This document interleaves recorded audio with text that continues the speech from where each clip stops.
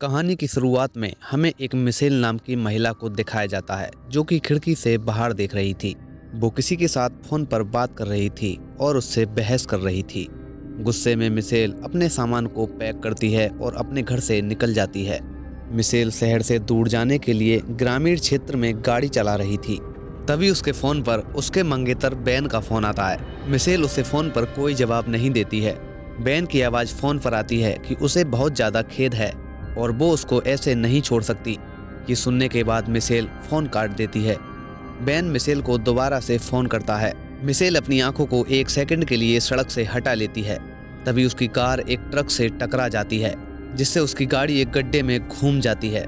अगले दिन को मिशेल जब जागती है तो एक छोटे से कमरे में सिर की चोट के साथ जागती है जिसके एक हाथ में एक सुई लगी हुई थी जो कि एक नमकीन ड्रिप से जुड़ी हुई थी। उसके लिए भयानक बात यह थी कि वो देखती है कि उसका पैर एक पाइप के जंजीर से बंधा हुआ था। वो अपने ड्रिप को पोल से पकड़ लेती है और अपने फ़ोन को अपनी ओर खींचती है ताकि वो मदद के लिए किसी को फ़ोन कर सके, लेकिन दुर्भाग्य से वहाँ पर कोई भी टावर नहीं आ रहा था। तभी अचानक कोई व्यक्ति कमरे का दरवाज़ा खोलने के लिए नीचे आता है जो एक हॉवर्ड नाम का व्यक्ति था। वो ये दावा करता है कि उसने मिशेल को कार दुर्घटना से बचाया था और उसे जीवित रखा है। तभी हॉवर्ड मिशेल को एक लकड़ी की क्रैच देता है ताकि वो कार दुर्घटना में लगी चोट के साथ घूमने में मदद कर सके और उसे कमरे से बाहर निकलने से पहले उन पर अच्छे से चलने के लिए कहता है। लेकिन मिशेल को हॉवर्ड पर बिल्कुल भी भरोसा नहीं हो रहा था। वो एक हथियार के रूप में हॉवर्ड पर हमला करने के लिए एक क्रैच के सिरे को काटने के लिए काम स्टार्ट करती है। अगली बार जब हॉवर्ड दिखाई देता है तो मिशेल तेज क्रैच के साथ उसे चाकू मारने की कोशिश करती है लेकिन असफल हो जाती है। लेकिन हॉवर्ड जल्दी से उसे पकड़ लेता है और उसे बेहोश कर देता है।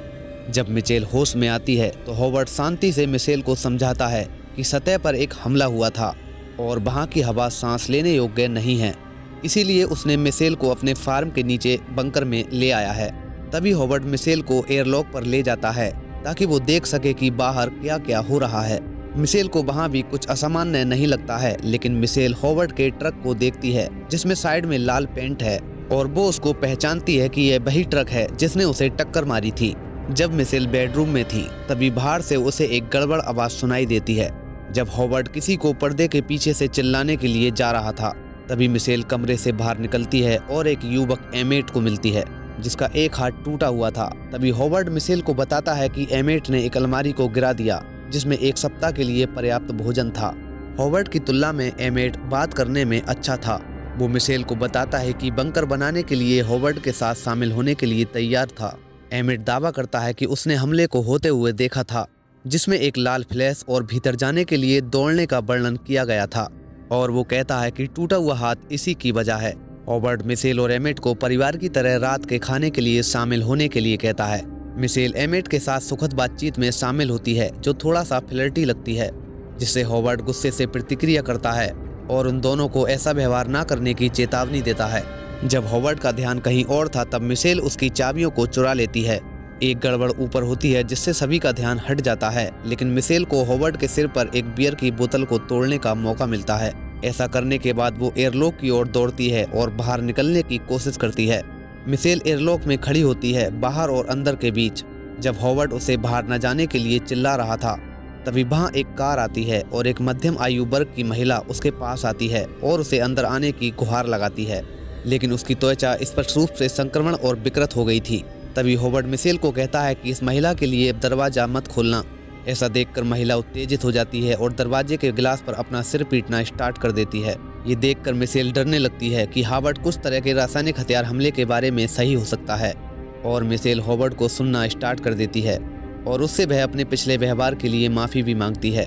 ये सुनने के बाद हॉवर्ड भी स्वीकार करता है कि उसी की कार ने उसको मारा था और फिर मिशेल को टूटी हुई बोतल से अपने सिर पर घाव को सिलाई करने के लिए कहता है।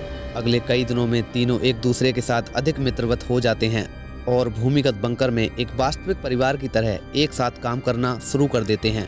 हॉवर्ड मिशेल को अपनी बेटी मेगन के कपड़े उधार देने की अनुमति देता है जिसने उसे खो दिया था। वह मिशेल को मेगन की तस्वीर दिखाता है।